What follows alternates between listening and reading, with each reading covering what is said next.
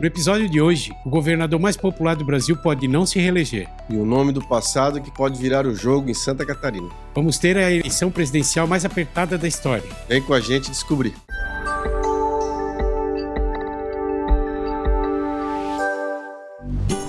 O melhor verão do Brasil espera por você em Itajaí.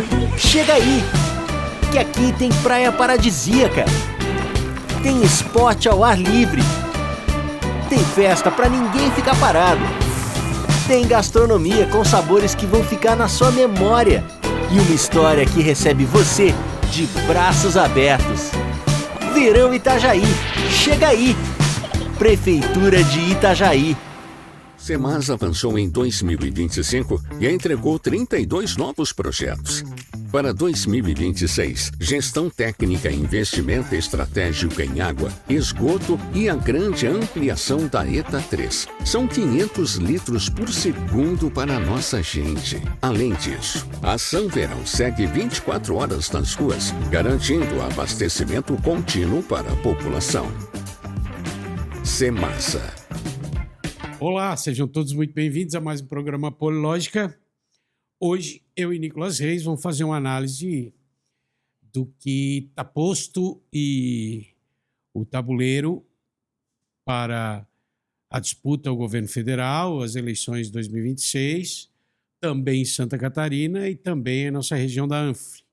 Seja muito bem-vindo, meu querido amigo Nicolas Reis. Obrigado, Jean. Bom dia, boa tarde, boa noite a todos. Acho que hoje vai ser legal. A gente vai tratar de vários temas, pesquisas, quociente eleitoral, quociente partidário, explicar um pouquinho como é que funcionam as eleições. E tu também, né? Trouxemos a colinha, nós vamos estar igual o Choque de Cultura lá, aquele programa de humorístico de futebol, aquele podcast que é engraçado pra caramba, ficar fazendo círculo assim nos dados aqui, porque a gente vai precisar, evidentemente, dos dados para poder ter um papo mais legal.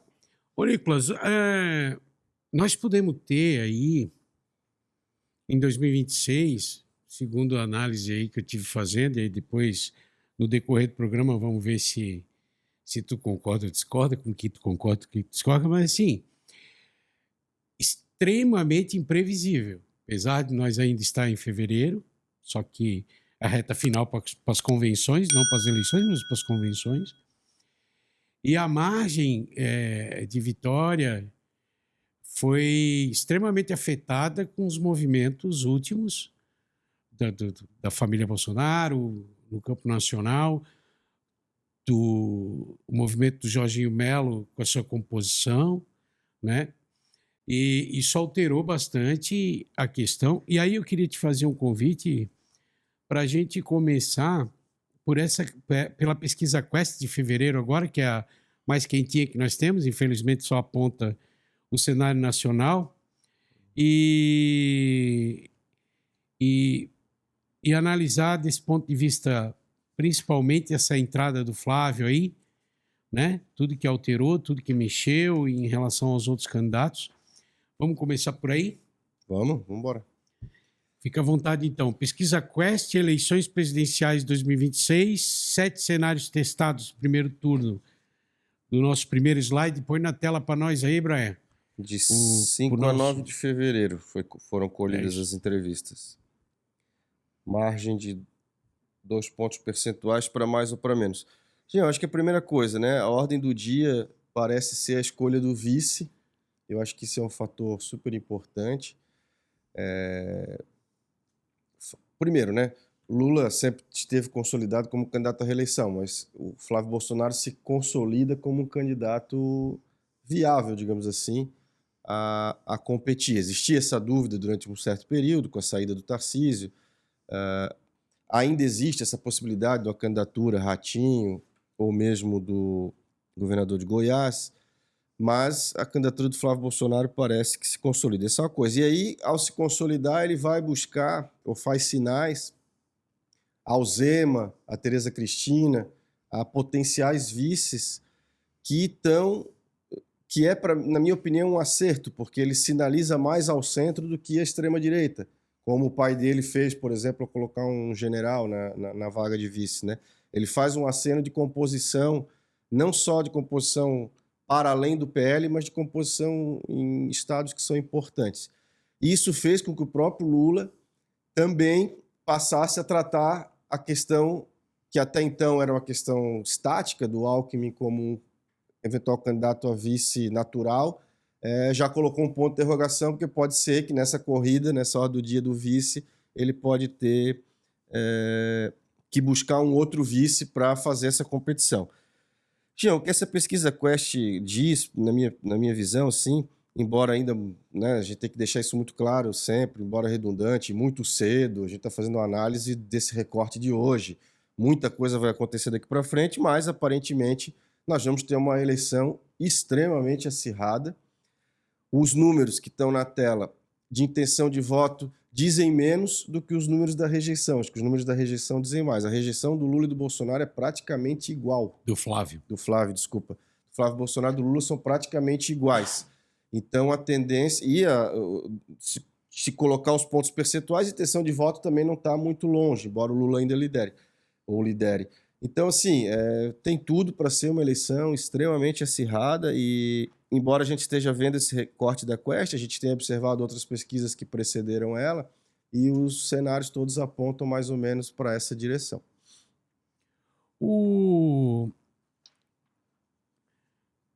Existem alguns fatores importantes. Porque assim, ó, o Lula é aquela coisa, eu sou desse time, eu não sou desse time. Uhum. Né? O PL, durante o governo Lula, o PL se deu praticamente isolado da massa do Centrão, que é aderente. Aquela história que a gente sempre conversa aqui, tem a adesão e tem a aderência, né? Uhum. Então o Centrão é aderente a governos, né? Só que o Centrão, diferente de outros momentos, o Centrão, dessa vez, ele operacionalizou politicamente um bloco para tomar decisão na eleição. Quer dizer, não interessa para onde vai, ou o Centrão ganha a eleição, disputa e ganha, ou com quem ele estiver, provavelmente vai ganhar a eleição. E o Lula é desse time. E esse time tem negado a família Bolsonaro e todo o contexto. Enquanto estratégia do príncipe, eu quero chamar assim o Flávio de príncipe, num contexto de reinado, quer dizer, o Eduardo e o Flávio não estavam errados, dados os números, quando eles disseram que a viabilidade tinha que ser com um sobrenome Bolsonaro na chapa. Pelo menos os números aqui apresentam. São só 2.004 entrevistados até 9 de fevereiro, porém, né, dentro da metodologia, errados eles não estavam, do ponto de vista da estratégia, quando eles cobravam do Centrão, de toda essa lenga-lenga do Centrão, da coisa do Tarcísio, quando eles cobravam um posicionamento em apoio a um nome Bolsonaro, os números dizem que eles não estavam errados, tanto que derreteu imediatamente números compostos com Tarcísio, com Zema, com todos os outros. Porém, qual é o teto dessa candidatura do Flávio? O Flávio se posicionou assim para mostrar o poder do sobrenome e negociar, que o apoio deles também somaria como o Centrão somaria. É uma força política latente, forte, né? Porém, com teto. Eu tenho aqui, tu citasse as rejeições, e aí eu não quero ficar só em Lula e Flávio Bolsonaro, porque assim, todas são altíssimas. Uhum. Né? Quando tu pega o Romeu Zema com 34% de rejeição, Eduardo Leite, 35% de rejeição, Caiado, 35% de rejeição, Ratinho Júnior, 40% de rejeição, Lula, 54% e Flávio, 55%. Quero dizer que essas rejeições entre Zema e Ratinho Júnior são candidatos que a gente vê na mídia todo dia, mas não são candidatos conhecidos no grande Brasil do Rio de Janeiro para cima, no Nordeste e tal. Provavelmente, se esses números circulassem mais proporcionalmente de maneira maior, essas rejeições também aumentariam e diminuiriam um pouco a rejeição de Lula e, quem sabe, de Flávio Bolsonaro. Então, o que eu queria dizer é o seguinte, esse é o primeiro ponto, quer dizer, o centrão é a bola da vez, assim, total. Para onde ele pender, vai. Não tem outra conta, né? Isso, principalmente no segundo turno. Porque eu acredito que no primeiro turno, com 6,4 bi de fundo eleitoral, Nicolas, muita gente vai querer disputar para não... Porque esse dinheiro não volta para o cofre público quando tu abre mão. Esse dinheiro é redistribuído. Então, quer dizer, se tu não aceitar, ele é redistribuído e vai para o teu concorrente. E todo mundo quer fazer bancada para ter poder no Congresso, seja no Senado, seja na Câmara, nas Assembleias Legislativas. E uma candidatura não deixa de ser muito bom para a eleição proporcional, né, do partido. Então, para fazer bancada e dar manutenção ao poder, né? Até porque perde fundo, perde uma série de fatores a partir do momento que tu perde cadeiras, né? Mas, ao mesmo tempo, Nicolas, agora falando disso, para tu ver como influencia, essa eleição ela vai movimentar fortemente as bancadas de Senado. Nomes super importantes do meu ponto de vista, com força política, com respeitabilidade, como Fernando Haddad, como Simone Tebet, como a gente vê se movimentando silenciosamente, talvez para fazer um contraponto às disputas ao Senado, que era uma estratégia básica do PL de avançar no Senado para conseguir, com o poder, o que é isso... essa questão do propósito é questionável, né? Assim, não, nós queremos ganhar a maioria no Senado para tomar providências contra a lei estabelecida ou o que está posto estabelecido. Pode ser que isso não caia muito bem, é um negócio muito difícil de explicar para a população, essa fome, essa sede por cargos no Senado. Porque o propósito não é o Brasil, o propósito não é a representatividade. É um negócio complicado de se explicar. Mas, ao mesmo tempo, esse movimento ele chama atenção no sentido de que tanto o centrão quanto o centro-esquerda e esquerda estão se movimentando para fazer um contraponto pesado na disputa do Senado, que dá para se perceber. Tanto que não estão se expondo, estão se articulando primeiro e não estão se expondo. 2 casos que eu usei aqui, só emblemáticos, né? O que tu me diz? Agora, falando da rejeição, que eu abri também aqui. Eu concordo, né, Gê? Só talvez sejam... Na cabeça deles, eles pensam que é em favor do Brasil, né? Mas com certeza não é em favor dos estados que eles vão representar, né? A gente volta para aquela nossa conversa de sempre, que as agendas dos estados, dos municípios, ela tá renegada a uma discussão ideológica no plano nacional, o que, na minha humilde e particular opinião, é ruim. O Brasil precisava de pacificação, se é que esse é o termo que a gente deve usar, né? Mas eu quero colocar um outro elemento na mesa, Jean, que é o Banco Master, né? O Banco Master está causando, nesse momento, uma sangria no Dias Toffoli, no Supremo Tribunal Federal, mas ele tem potencial para estragar um monte de coisa, né? No campo do Lula, no campo do Bolsonaro, e já fez estragos, inclusive, na pré-candidatura do Ratinho.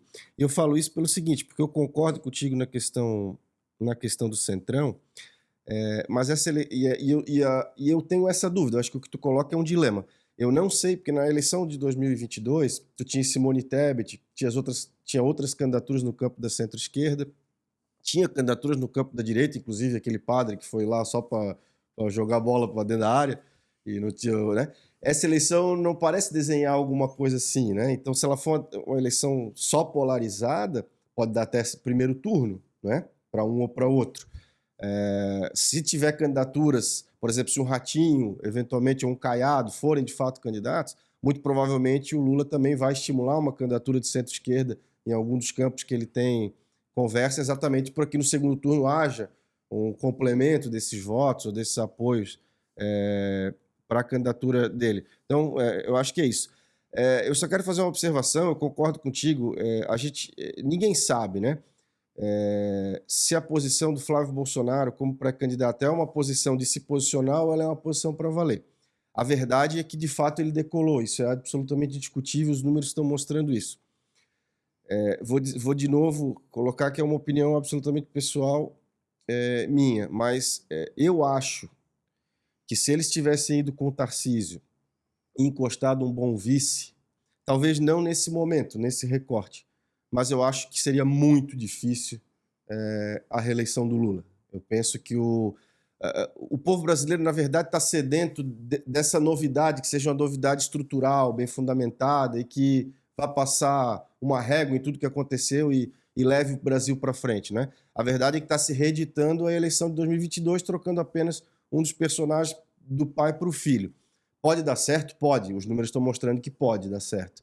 Mas eu acho que se o caminho escolhido tivesse sido outro, o resultado seria muito mais previsível, digamos assim, e, na minha opinião, o Lula não se reelegeria. Agora, isso está fora da mesa? Não, né?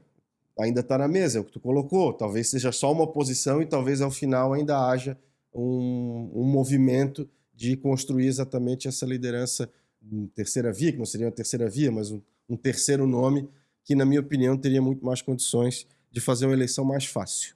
Não quer comentar a rejeição? Não, a rejeição é aquilo. É o segundo gráfico ali. Sim. Eu acho que é isso, né, Jean?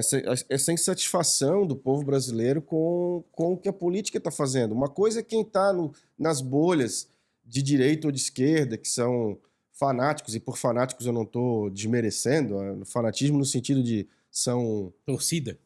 Torcem, enfim... Agora, aquele cara que sai de manhã cedo para trabalhar, que volta à noite, que não consegue sequer assistir a televisão, porque ele vai pegar, de repente, o celular para assistir o joguinho, vai cuidar do filho, vai fazer uma coisa, que não está no noticiário, o que ele quer é que o Brasil ande, né, cara? Eu acho que é isso. E o pouco que ele vê de notícias e tal, é só para baixo, né? É só para baixo. Então, eu acho que essas rejeições retratam o momento que o Brasil vive e a percepção que o brasileiro comum, muito entre aspas isso, né? Essa percepção dele. Agora, eu concordo contigo, as rejeições são todas altas, tá? Mas a rejeição do Lula e do Flávio são, assim, absurdas, né? Passar de 50% de rejeição, os dois principais candidatos terem as principais rejeições em um nível tão alto, demonstra que, se o cenário for esse, o resultado é imprevisível e certamente a eleição vai ser extremamente acirrada. Ô, Nicolas... Porque não há espaço para crescer, né, Gênesis? Essa rejeição, que a rejeição para mim sempre foi mais importante que a intenção, lógico, né? Lógico. Essa rejeição, ela não acende um alerta vermelho de terceira via? Sim. Só que não me parece que ninguém esteja com essa disposição, né, de romper, seja com o Lula de um lado ou seja com os bolsonaros do outro. O Ciro Gomes lá atrás fez esse rompimento em relação ao Lula e se colocou como uma possibilidade de segunda via à esquerda, digamos assim, né? Mas a terceira via. O Ratinho está ensaiando, o Caiado está ensaiando, o Zema ensaiou, mas aparentemente recuou, o Tarcísio está recuado até segunda ordem, né? Também não significa que não volte para o jogo. Mas eu não considero provável que o Ratinho banque uma candidatura. Até porque o jogo ficou pesado, repito, ele já recebeu ataques com relação ao Banco Master ali. Eu particularmente gosto do Ratinho, acho que ele faz uma grande administração. Talvez fosse um voto meu, porque é uma opção interessante. Mas eu não sei se eles estão com coragem. Mas que existe espaço, existe. Os números estão mostrando que existe espaço. E o Ratinho, nem em particular, né, Jean? Porque tu falou uma coisa muito importante. Assim, a candidatura no sistema presidencialista brasileiro não tem como não se eleger alguém que, se não é populista na natureza, seja populista pelo menos na eleição. O cara tem que ir pro TikTok, pro Instagram, tem que ser um ator, né? Tem que ser um ator para além de ser um candidato. Então, no âmbito nacional, no âmbito municipal é mais fácil, estadual, médio, mas no âmbito nacional é muito difícil. Então, assim, o Lula tem um nome consolidado, o Bolsonaro tem um nome consolidado. Então, natural também que eles estejam numa posição maior. E desses todos os candidatos que eu citei, talvez o Ratinho seja o que melhor tem condições de nacionalizar o nome por conta do pai dele. Certo. Certo? Então, assim, ele vai conseguir, sem sombra de dúvida, em 10, 15 dias de campanha, dizer do Oiapoque ao Chuí, na tribo indígena mais afastada do país, de quem que ele é filho, e as pessoas vão associar. Então, eu sempre achei a candidatura do Ratinho, a candidatura na terceira via, da que tem mais potencial. Porque o Tarcísio eu não considero a terceira via. O Tarcísio seria a substituição do nome do Flávio, né? Ele não vai concorrer de jeito nenhum se tiver uma candidatura da família Bolsonaro. Eu acho que isso está bem claro e eu acho que é irreversível. Esse próximo gráfico mostra o risco da terceira. Aí agora, no anterior é uma oportunidade da terceira via e nesse é um risco. Por que eu digo isso? Quando o Flávio Bolsonaro sai de 23 e vai a 31, o Lula só cai 2 pontos percentuais. Então, assim, aqui, na verdade, o que ele está fazendo? Ele está tirando dos outros candidatos, do centrão, da direita e tal, que estavam se posicionando, e o Lula só cai 2 pontos nesse período. Então, uma terceira via, aí vem a contradição do que a gente estava expondo aqui, da questão do centrão, da questão... Eles desorganizados ou desunidos, quer dizer, mesmo assim, corre o risco de... Porque assim, ó, como é que eu vejo a situação? Analisando, se fossem gráficos de mercado, né? Então, nós tivemos uma queda do PL, né? E uma subida do PT com o Lula, certo? E o Lula está se mantendo estável e o PL está tentando romper acima do Lula. Mas para ele precisa de uma grande carga de investimento de capital político para poder fazer essa ruptura e seguir. E os nomes até agora estão batendo e voltando, assim, a coisa não... Quer dizer, sobe, desce, sobe, desce, sobe, desce. Não tem uma carga, uma energia, uma liderança que faça esse nome chegar num patamar de dividir o capital político do país no sentido de as pessoas aplicarem a energia nisso. Então, o percentual do Flávio, essa coisa de uau, como ele subiu e tal, ele não subiu tirando do Lula. Isso é um dado importante, né? Por isso que muita gente se mantém acreditando nessa manutenção e na reeleição do Lula. Eu só acho arriscado numa organização geral. Ao mesmo tempo, acho difícil porque o Lula participou dessa organização até aqui. Quer dizer, causar uma ruptura agora num processo que foi construído junto com o Centrão para acabar com o bolsonarismo, né? E a gente já falou aqui, o Lula cortou na própria carne, diminuiu a participação política do PT e tal, para o Centrão se articular e poder ocupar espaço na direita. Isso aconteceu, né? Tanto que está aí a dificuldade. Não sei se o próprio Jair Bolsonaro ia conseguir desarticular isso, porque realmente está muito forte, muito bem articulado. Aí, quando eu falo disso, eu falo desde PSB na centro-esquerda até os republicanos ali nadando com a direita, né? Todo esse... com Kassab liderando, com Alckmin liderando, né? Não sei como é que vai ficar a questão do MDB, essa Simone Tebet, porque o MDB vive uma crise de liderança nacional, né? Aí agora o que aconteceu em Santa Catarina e tal, o MDB está com dificuldade de ter um líder forte, como tinha Michel Temer, como tinha Ulisses Guimarães, como tinha, né? Então o MDB está com muita dificuldade, negociou, energia do partido, energia das lideranças, diminuiu as lideranças, preteriu grandes lideranças e é o primeiro que está pagando preço nacionalmente por ter preterido as suas próprias lideranças com poder econômico partidário. Então o MDB deve perder uma boa fatia das suas cadeiras e do seu posicionamento e o Progressistas da mesma forma. É a minha opinião. Concordo integralmente. Tem mais alguma coisa do governo federal que tu gostaria de falar? Não. Que eu quero ir para Santa Catarina. O Jorginho deu rabo de arraia. O Jorginho deu um rabo de arraia em todo mundo aí, que, nossa senhora, botou todo mundo doido. É. Não tem colunista, não tem... Tá todo mundo perdido. Ele deve estar dentro do contexto, né? Vamos encerrar a federal, então. Vamos para Santa Catarina? Vamos embora. Qualquer coisa, nós voltamos aos... Não, claro, claro. Mas assim, vamos lá. Jorginho Melo, João Rodrigues e agora Gelson Merizio.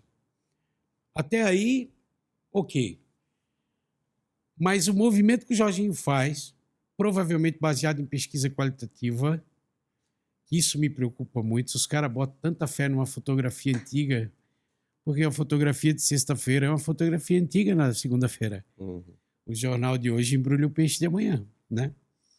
Então, assim, o Jorginho veio... O Jorginho mudou, teve uma mudança de posicionamento em relação ao Senado, Uhum. expressou isso, e ao mesmo tempo, e aí, segundo matérias aqui que a gente vai mostrar sobre a ameaça de Carlos Bolsonaro, ele teve que mudar o seu posicionamento em relação ao Espírito de Amin. Quer dizer, ele rompe institucionalmente com o MDB, escanteia o PP, que daqui a pouco pode surgir com uma surpresa em algum cargo diferenciado, que como...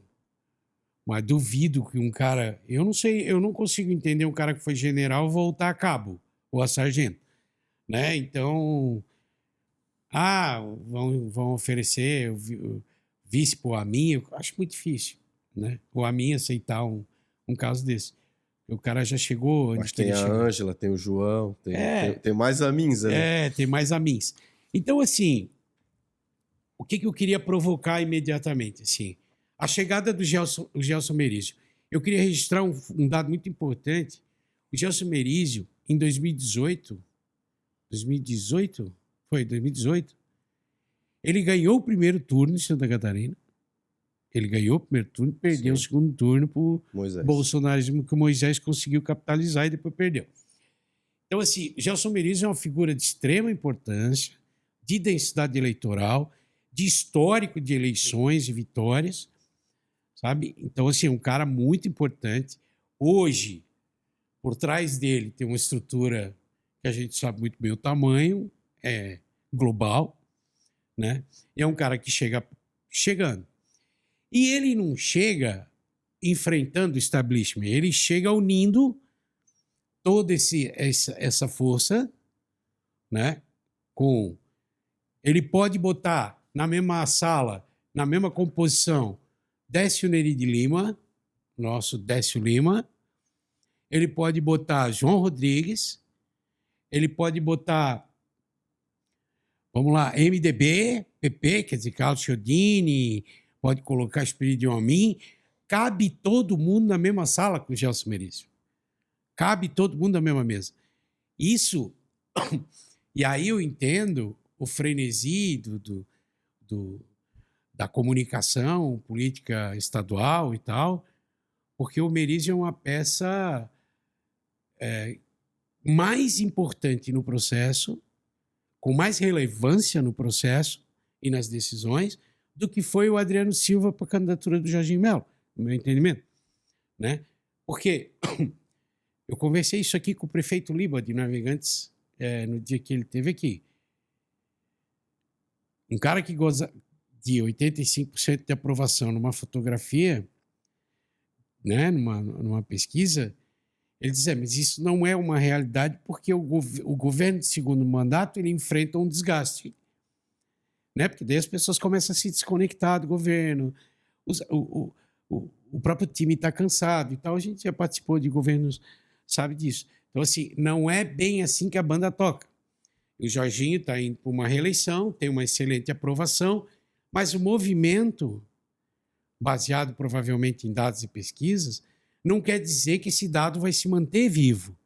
Porque a política ela não é mais previsível do ponto de vista de 4 anos. Não é. Tu tem que fazer uma campanha de 2 anos, de 3 anos, tu tem que construir uma reputação, porém, as circunstâncias... Não vê o Júlio Garcia hoje sofrendo aí com a questão hoje de um escândalo de uma empresa de água aí e tal, de concessões de água e tal. Não, um cara que ontem, sabe, hoje, e se esse desgaste se permanecer, como tem o Banco Master está acabando com as candidaturas de Senado ao Rio de Janeiro, não sei o quê. Então, assim, as circunstâncias, elas mudam muito rápido. A tua reputação tu leva muito tempo para construir. E qualquer movimento pode te destruir definitivamente, de um dia para o outro. Porque nós vivemos num momento onde as pessoas se manifestam, nós não temos mais aquela comunicação unilateral. Hoje ela é, né? Então, assim, eu queria registrar para a gente começar a conversar é esse movimento. Quer dizer, o Novo entra no circuito com um cara que tem uma aprovação níveis excelentes em Joinville, pelo menos é o que se diz aqui. Eu não sei se é o joinvilense que está, né? Então o Novo entra no tabuleiro, Partido Novo, e para tirar o MDB e o PP. Qual é essa conta? Como que o cara chega numa conta dessa? Tirar de uma composição a importância do MDB e do progressista, que agora federado com, não sei se já está assinado, se não está, se está homologado com a União Brasil, né? Que foi a União Progressista. E o MDB. Deixar duas pontas solta grossa dessa numa eleição que poderia se consolidar no primeiro turno. Quer dizer, o que o Jorginho está apostando, Nicolas? E eu acrescentaria, além do MDB e do União Progressista, o próprio PSD, assim, porque na minha cabeça, lógico que eu não tenho as informações que o governador tem, mas o próprio PSD ainda era negociável no sentido político e melhor sentido da palavra, assim. A candidatura de João Rodrigues, talvez num pacote nacional e tal, ela pudesse eventualmente se transformar num vice, por exemplo, numa candidatura ao Senado. Senado é menos provável, mas vice. Deixar o vice aberto, na minha cabecinha, que a minha cartilha é mais antiga, confesso, mas na minha cabecinha é uma questão fundamental, não é? Porque você tem até o último minuto para poder aglutinar o maior número de forças e consolidar a candidatura. Mas assim, eu tenho muita dificuldade de questionar os métodos do governador Jorginho Melo, porque eu acho ele muito bom para fazer política e para construir, especialmente para fazer campanha. Ele é muito bom de campanha.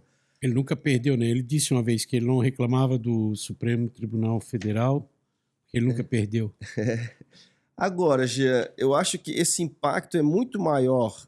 É evidente que tem um impacto no governo do Estado, os números já estão mostrando isso, não é uma candidatura que estava...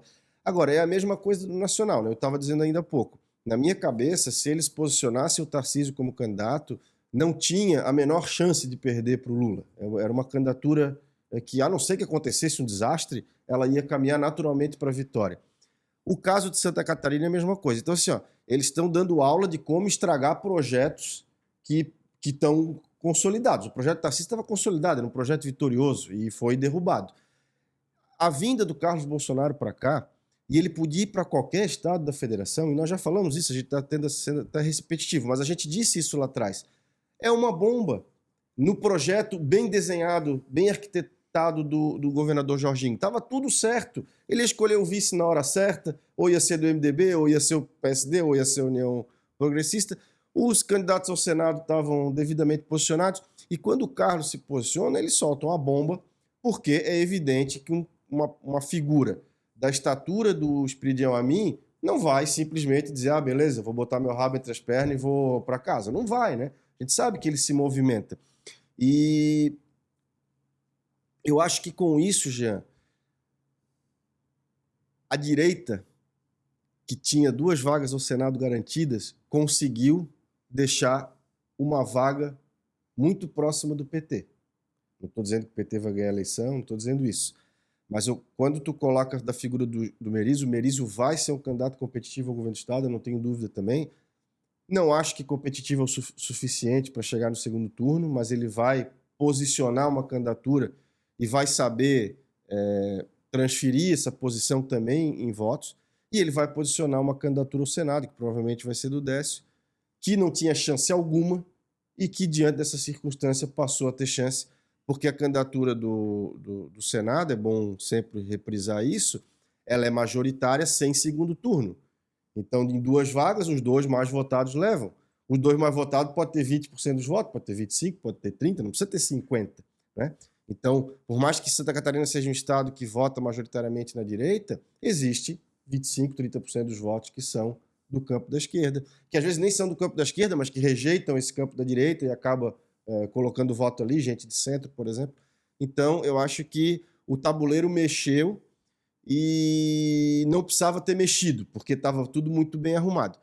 Essa questão do vice, a gente só consegue observar porque o Novo não tem muitos deputados, não tem muitos prefeitos, é a maior cidade do estado. Eu acho que é para isso que o governador Jorginho olhou para as qualitativas que devem estar dizendo que é preciso um gestor com menos idade, que tenha mostrado resultados.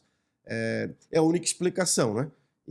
Mas repito, sim, eu faço as minhas análises, mas eu considero Jorginho um grande articulador e acho mais provável que ele saia das furadas do que os seus adversários. Do ponto de vista tabuleiro, geograficamente falando, ele já fez isso. Porque ele tinha uma candidatura ao Senado improvável daquela vez. Sim. Não estava conseguindo fechar contexto com o MDB. Ele pega e bota a Dona Ivete, viúva do Luiz Henrique da Silveira, como primeira suplente. E aí ele neutraliza o MDB no sentido de Senado, quer dizer, e sem falar que ele bota um pé em Joinville, que é um tabuleiro que ele não tem acesso, ele é do Oeste, ele é de Joçapa, né? Então, assim, ele já fez esse movimento antes contra a orientação que o MDB estava conduzindo, é aquilo que eu digo para ti, já eram sinais de enfraquecimento de liderança. Tanto que o posicionamento da Dona Ivete como primeiro suplente neutralizou a ação do MDB em relação à candidatura ao Senado. E agora ele faz isso de novo. Né? Quando ele vai para Joinville e vê que não tem acervo, não tem capital na região norte do estado, no Planalto Norte, quer dizer, ele vai lá e cerca o cara mais popular dos dados, que é o Adriano Silva. Só que é uma aposta perigosa. Quer dizer, eu não sei qual é o ganho, qual é a perda, qual é o... Né, Sim, eu concordo. Porque o progressista, ele ainda tem ali um canal. Eu não sei se o Espírito Amin vai aceitar alguma coisa, porque o Espírito Amin daqui a pouco pode aparecer como vice do Flávio, como eu vi na imprensa ontem. Vice-presidente candidato a vice-presidente da República. Né? Então, assim... Foi uma aposta ousada, mais uma vez, fora da caixa. O Jorginho é um cara ousado, é um cara... Né? E quem sou eu para dizer que ele está errado se ele nunca perdeu uma eleição? Né? Mas vamos ver o que vai acontecer. Ô, Nicolas... Agora, Jean, para concluir isso, uma coisa é certa, e é por isso que eu falei aquilo. Não fosse esse movimento externo... ele não teria feito esse movimento do Adriano tão cedo, pelo menos. Como assim? Se não fosse a filiação do Carlos Bolsonaro ao PL de Santa Catarina e a imposição da sua candidatura em detrimento da Carolina Detoni, ou em detrimento do Amin, a gente não sabe em detrimento de quem, eu penso que o Jorginho ainda estaria naquele modo de aguardar o que as coisas vão acontecer, e podia ser até o Adriano vice, mas ele podia negociar isso com o MDB, com a União Progressista. União Progressista não, porque o Amin estaria na chapa, mas até com o PSD, porque é importante lembrar que o Jorginho tem secretário do PSD e o principal prefeito do PSD, que é o prefeito da capital, apoia declaradamente a candidatura de Jorginho. Então, tudo isso ainda estava... a candidatura de Jorginho estava encaminhadíssima no primeiro turno por conta disso, né?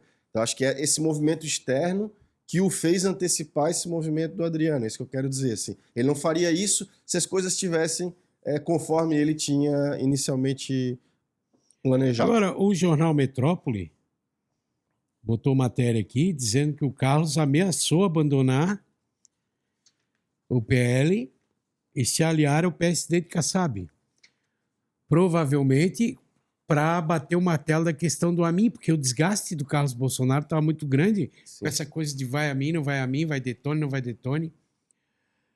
Obviamente, agora, se tu pegar uma linha do tempo do que está posto, do que tem de dados, a soma de Carlos Bolsonaro, de Caroline Detoni e de Adriano Silva, do extrato eleitoral que cada um tem, ou que pode ter, né? Obviamente que na conta de perde e ganha, numa fotografia imediata, Jorginho ganha mais do que perde, certo? Matematicamente falando. Agora, do ponto de vista de articulação, de capilaridade estadual, é um negócio complicado. Se ele se garante no Oeste, porque ele é de Oçaba, mas assim, eu já tive candidato colado nele que não teve 1% da votação dele na cidade dele. Entendeu? Então, cara, assim, ó, o Jorginho jogou tudo ou nada. Ele foi pro tudo ou nada. E é interessante isso para nós, né? Para a gente analisar. Agora, a candidatura do Carlos, volto a dizer, né? Ela foi uma questão de conforto para eles. Mas aí, para finalizar isso, eu queria resgatar a fala muito bem colocada e 1000 vezes colocada e explicada didaticamente, como uma professora faria, quando a Ana Campanholo dizia o que ela queria dizer. Carlos Bolsonaro ir para qualquer estado onde o PL não está organizado, ok. Agora, aqui está organizado. Aqui tem grandes lideranças, aqui tem extrato eleitoral, aqui tem resultado, aqui tem recordes. Então, para que vir aqui avacalhar? Então, é isso que ela queria dizer. Quer dizer, primeiro, em primeira instância, respeitar o compromisso que o governador tinha, que ia acabar puxando o tapete, né? Como aconteceu. E, em segunda instância, imediatamente abaixo, dizer o seguinte: pô, porque aqui, se aqui nós fizemos o dever de casa. É isso que ela quis dizer. Então, o que está posto, e aí eu queria registrar, independente de qualquer situação, que a Ana Campanholo estava certa. Está certa. Quando ela afirma que foi inoportuna a candidatura, no mínimo, de Carlos Bolsonaro em Santa Catarina para o próprio PL. Tanto que dito por ela que é uma liderança, é a liderança mais importante do PL hoje de Santa Catarina. Ô, Nicolas, papo vai, papo vem, só que assim, o tabuleiro também é mexido com vagas, matemática. Tá, mas calma, Jean. Tu quer falar do que agora? Eu queria falar que isso estava escrito nas estrelas. Tá. E nós lemos as estrelas e falamos aqui programas atrás. A gente só não tinha certeza se quem ia... Na verdade, a gente não tinha certeza, mas a gente apostou que o primeiro a fazer esse movimento ia ser o Espiridião Amin. Tá, mas deixa eu falar então das três manchetes, Tá. que daí elas têm a ver, aí tu finaliza essa parte. Tá. Então, o Carlos ameaça abandonar o governo do PL e se aliar ao PSD de Kassab. Depois, No caso de João Rodrigues, né? Em Santa Catarina. Sim. Federação condiciona apoio a mim e ameaça seguir sem o governador do PL em Santa Catarina. Quer dizer, sem a mim não tem negócio. Na chapa, né? E essa aqui, primeiro turno, Lula segue à frente de Flávio e se consolida como principal candidato da oposição. Provavelmente essa interpretação do G1 se deu porque o crescimento do Flávio não drenou a votação do Lula. Certo? Exato. Sim. Eu só queria concluir assim, com essas duas matérias, a do Carlos Bolsonaro e do Espiridião Amin. A gente dizia, né? Provavelmente o Espiridião essa bomba vai sobrar para ele não vai... E eu não sabia que quem ia fazer isso primeiro era o Carlos. E aparentemente foi quase que simultâneo, né? Tanto o Espiridião quanto o Carlos Bolsonaro dando recados de que, olha, se não for do meu jeito ou do meu jeito, que são conflitantes... O jeito do meu papai. As coisas não vão rolar. E a gente vai lá com o João Rodrigues. Então, isso a gente falou aqui, tu acabou de lembrar bem a posição da deputada Ana Campanholo, estava escrito que isso ia acontecer, né? E que pena que está acontecendo, porque o projeto estava bem desenhado e, na minha particular visão, era um grande projeto para Santa Catarina. Mas é o que temos. Eu queria conversar um pouco sobre Anfre, mas é importante antes a gente falar dessas modificações que estão sob júdice, pode ter uma decisão a qualquer momento. E eu acho que devem acontecer porque as minhas fontes são do TSE e o próprio TSE já se posicionou, do ponto de vista sistêmico, a operacionalizar na forma que foi contestado na justiça, né? Uhum. Então, assim, existe uma possibilidade muito grande de acontecer, que é a questão, que muda o quociente eleitoral, que diz, por exemplo, para deputado estadual, Assembleia Legislativa de Santa Catarina, ela sairia de 40 vagas, iria para 44, certo? Uhum. E vagas para a Câmara Federal sairia de 16 para 20 vagas. Uma alteração significativa se daria no quociente nesse contexto. Primeiro que aumentaria 4 candidatos por partido, né? A nominata teria mais 4 candidatos, mais 4 para somar, ao mesmo tempo que se diminui a projeção do quociente. Quer dizer, se isso se consolidar, e pode, e é provável, antes da eleição, nós teríamos uma queda de entre 9,1 e 4,5 no quociente eleitoral estadual, no contexto estadual, e menos 20, entre 20 e menos 16 no contexto federal. Uhum. Então, assim, vamos lá. Nós tivemos 6,7 para 40 vagas em 2022 e teríamos entre 91.545 e 96.123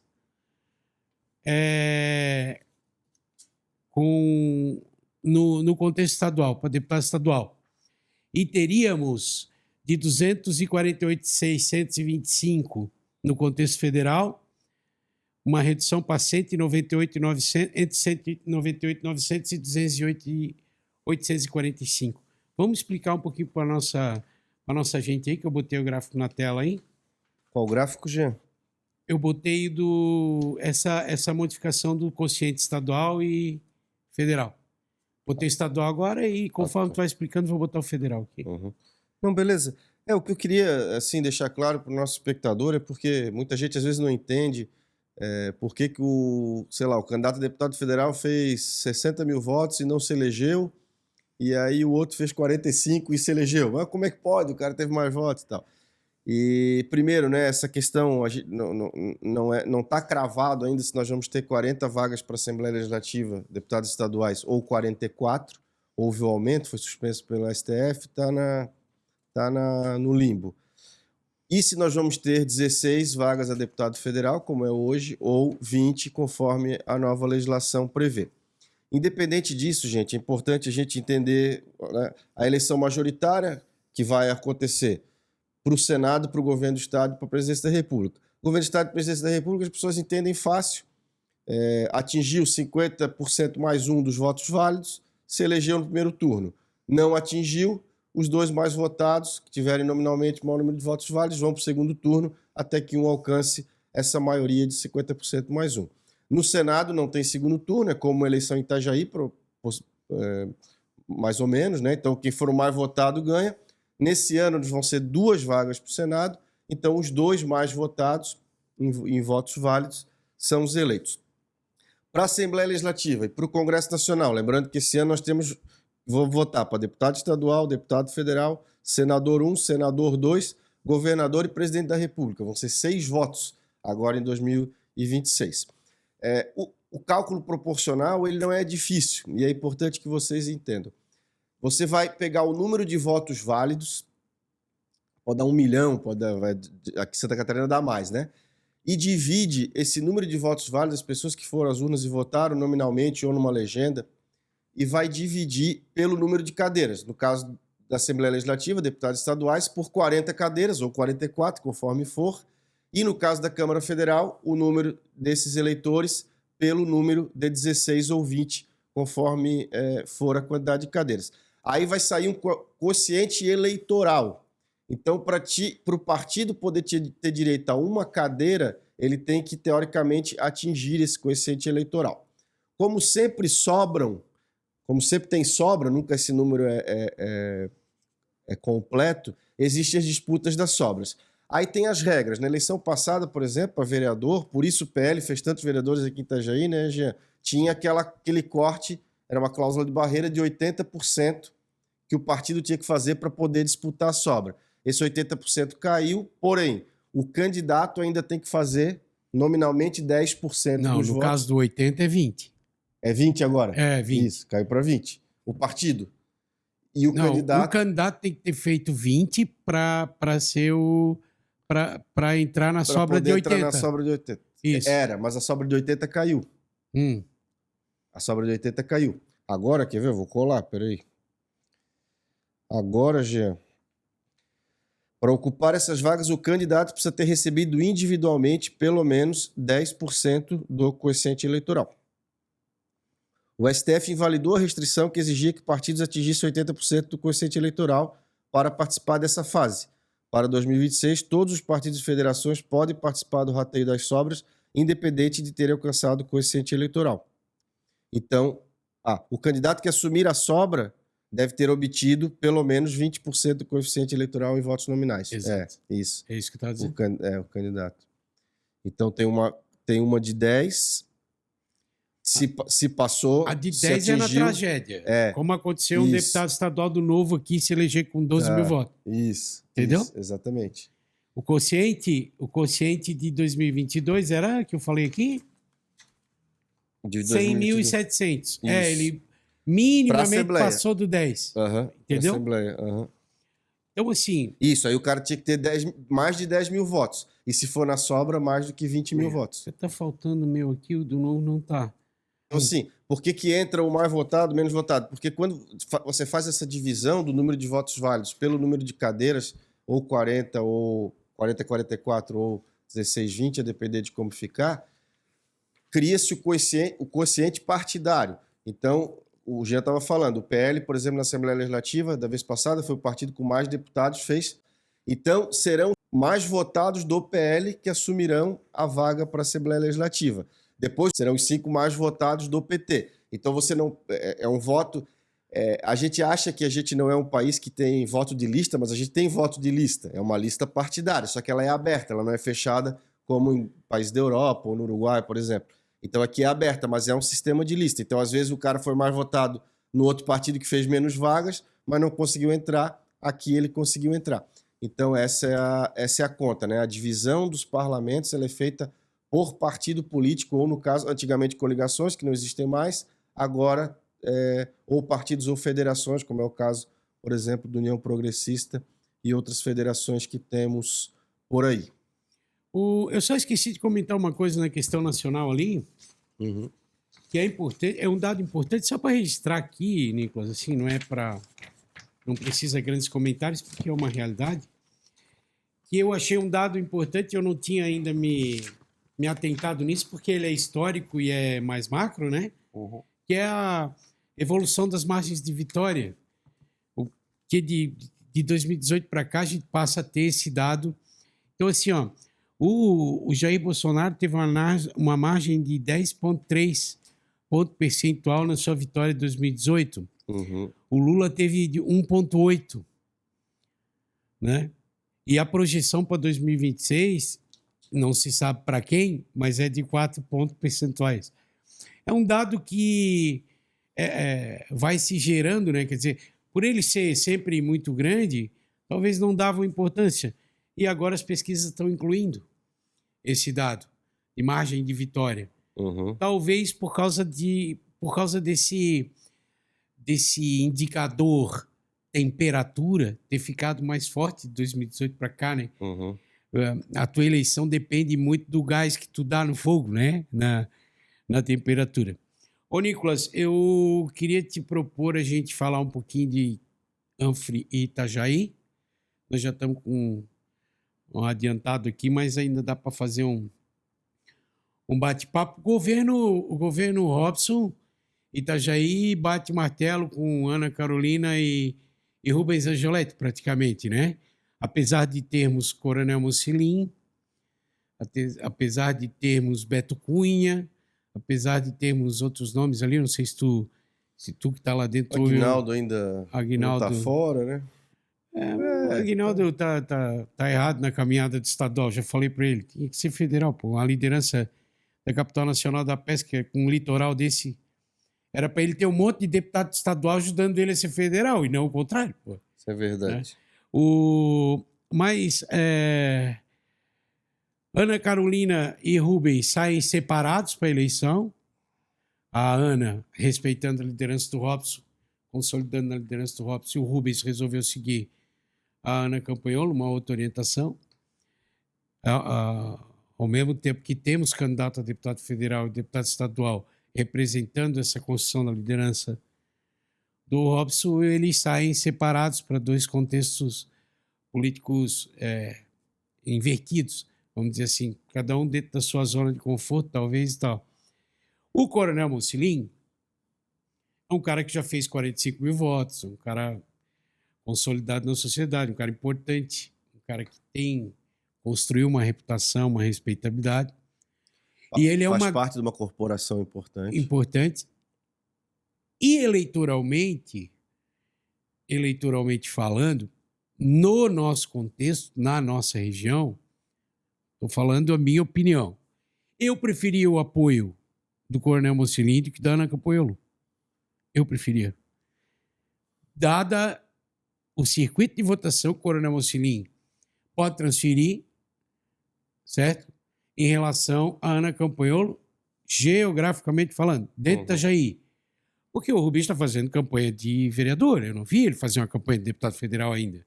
Ele não pôs o pé na rua, ele não alcançou geograficamente. Se a Ana Campanholo oferece isso para ele, talvez a expectativa dele é que o Mocilin eu conseguiria, até porque ele vai ter que atingir aqui para entrar no tabuleiro, quanto que a gente falou aqui, mais de 100 mil votos, né? Então, cara, conquistar 100 mil votos, mesmo sendo federal, é um negócio difícil. Talvez a expectativa dele de estar com Ana Campanholo seja porque ele não é conhecido geograficamente na região da Anfre e por aí vai. Até porque o trabalho ele sempre foca mais aqui, né? De manhã à noite. O quociente eleitoral para deputado federal em 2022 foi de 248. Tá, mas agora ele ficou lá. Se for a 20 vagas, 198. Ainda então, 200 mil votos, né? Pro partido, lógico, né? Então, mas quanto tu tem que... Com 20%... O problema é que é o seguinte, a fila... Sim, claro, não, mas no PL é mais difícil. Não, a fila do PL acabou em 105, 106 É difícil. Então, assim, no mínimo, para ele entrar no tabuleiro, para disputar uma vaga dentro do partido dele, quer dizer, 100 mil votos é para ele ganhar o crachá para entrar na sala. Certo ou estou errado? Por aí. Então, por isso que eu percebi a mudança de não abruptamente, mas assim, a mudança do discurso do Robson, no sentido de dizer assim, olha, tiveram oportunidade, tiveram ano, e cadê o resultado? Né? E essa semana aí agora falando no contexto Itajaí, quer dizer, o Robson abre as portas do gabinete para receber o Osmar, construir um projeto de habitação juntos, né? Junto com a Paulinha também, que nós já falamos aqui semana passada que ia acontecer, né? E o Robson só está fazendo aquilo que ele disse que ia fazer aqui, ele não está mentindo para ninguém. Os caras, eu não vou abrir mão de ter um deputado que está bem na pesquisa, que está trabalhando, que tá entregando, porque eu toco a cidade e eu preciso de gente ajudando a cidade. Perfeito. É a fala de um líder, entendeu? Ao mesmo tempo, as relações começam a ebulir, né? Aquela coisa do... Então, assim, teríamos Mocilin, Ana Carolina Martins, Rubens Angioletti, Beto Cunha. Dois para cada vaga. Isso para começar a brincadeira. Ainda pode acontecer, surgir de último momento alguém do PL, né? Ali como Vitor Nascimento, que está fazendo um excelente trabalho como vereador, com as bases e tal, olavista de primeira, né? Está seguindo na risca a cartilha, o que ele tem construído nas comunidades mais pobres e tal. Apesar de todos os apontamentos, ele tem feito um trabalho nesse sentido. Ainda temos a doutora Liliane, que pode, num contexto ali, a Liliane tem um relacionamento mais ligado lá à primeira-dama do Brasil, quer dizer... E essas pessoas lideram dentro do contexto PL, né? O Vitor segue mais a linha dos filhos do Bolsonaro, a Liliane já segue a primeira-dama. Pode vir de lá olha, tem que ser candidato. E tem o Jair, né? Aqui. Daí nós vamos ampliar um pouquinho para a Anfre.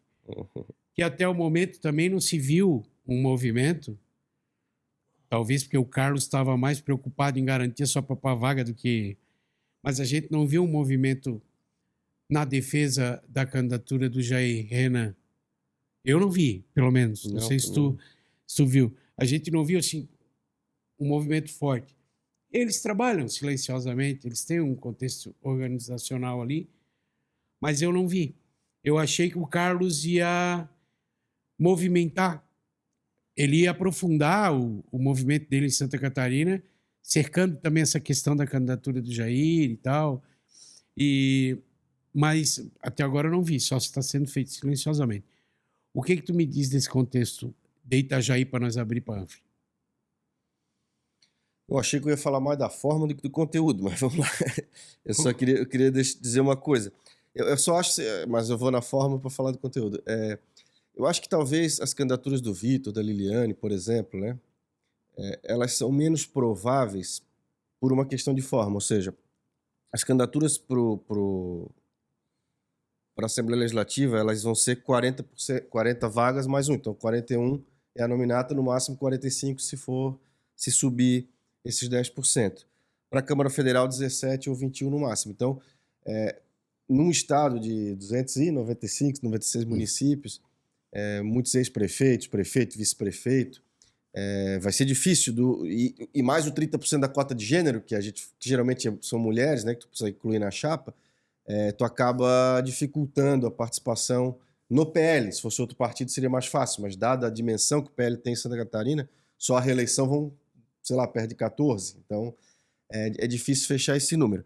Mas, assim, Jean, eu acho que... eu não sei quem veio aqui, eu não estava aqui, eu assisti de casa, que falou... O Denísio.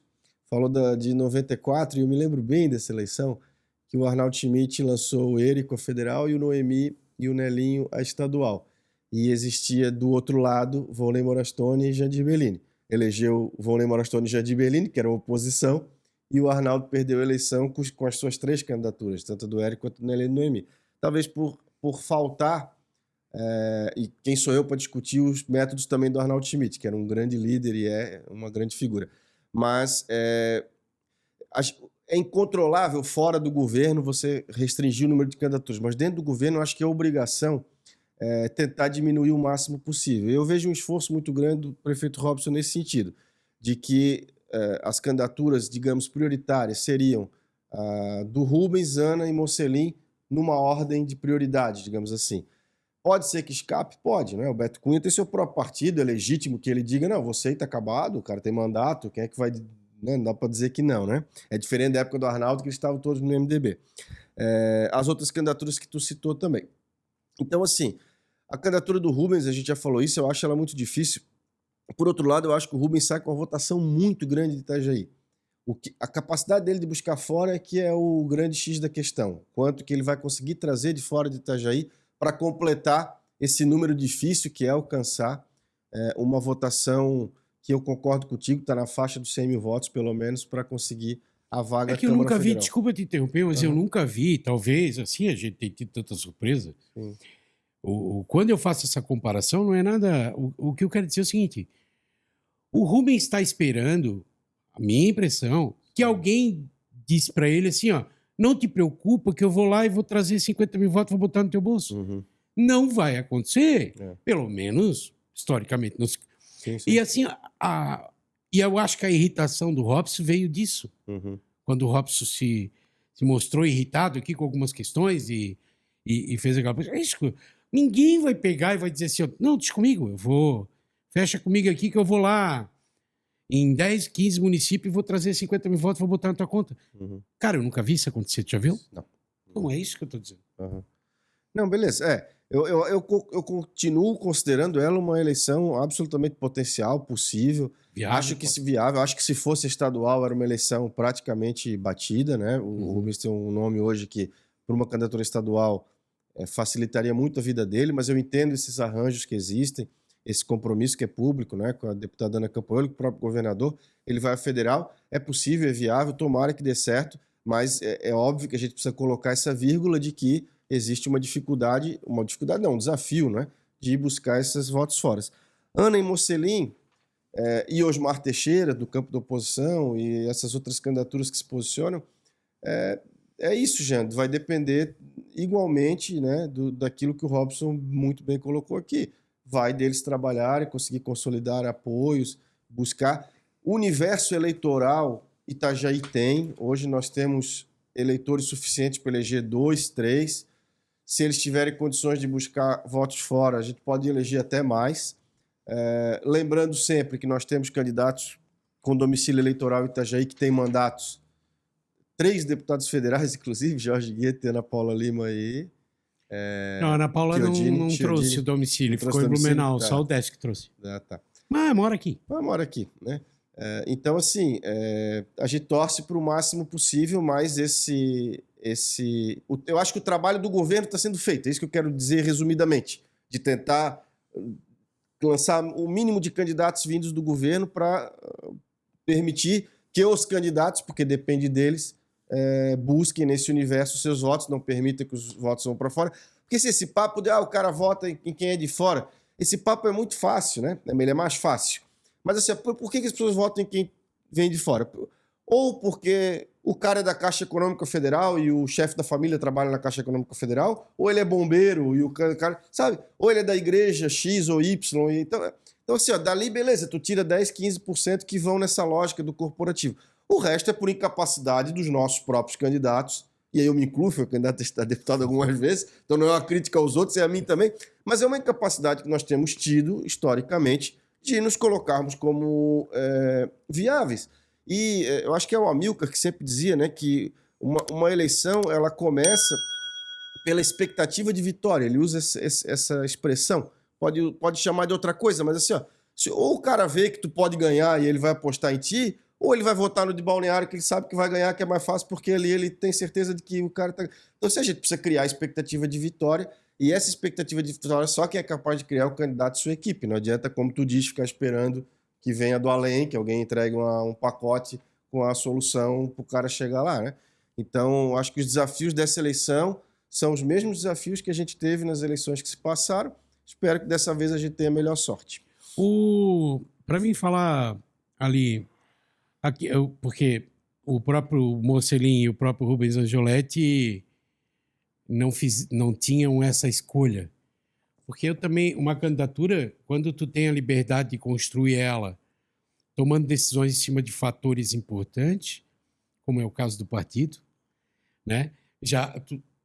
Tu já sai em vantagem. Então, assim, eu acho que a candidatura da Ana Carolina, por ela ter essa condição de agora poder escolher o partido e tal, é um fator que pode ajudá-la, essa decisão pode ajudá-la no resultado final. Então, o que não acontece com o Mocelin e com o Rubens, por quê? Porque eles vão disputar dentro de um tabuleiro disputadíssimo, que é o Partido Liberal, né? Eles não... o Rubens, eu acho até que teve uma hora ali que teve talvez eu vá para o Novo, talvez não sei o quê, como estadual, mas daí logo ele já refugou, deve ter levado um puxão de orelha da líder dele e refugou.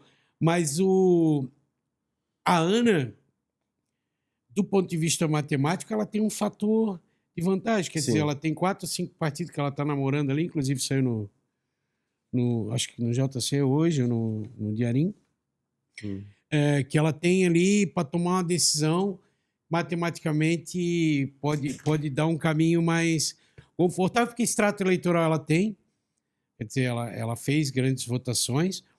O quociente eleitoral com 44 ou com 40, o 20%, ela não teve menos que isso ainda de extrato, né? Quer dizer, 18 a 20 mil, a Ana Carolina tem condição, que é o crachazinho para tu entrar na sala para disputar. Então, assim, eu não vejo com tanta dificuldade, apesar de ter, eu acredito que vai ter de 24 a 28 candidatos na Anfre, só que é aquela coisa, né? Drena quem? Então, assim, a Ana perde menos na drenagem de voto, porque ela vem construindo um extrato eleitoral, mesmo que descendente, só que ela pode ressurgir, ela está num novo posicionamento político, ela tem acervo agora de construção. E o Coronel Mocelin é aquela coisa da organização militar, né?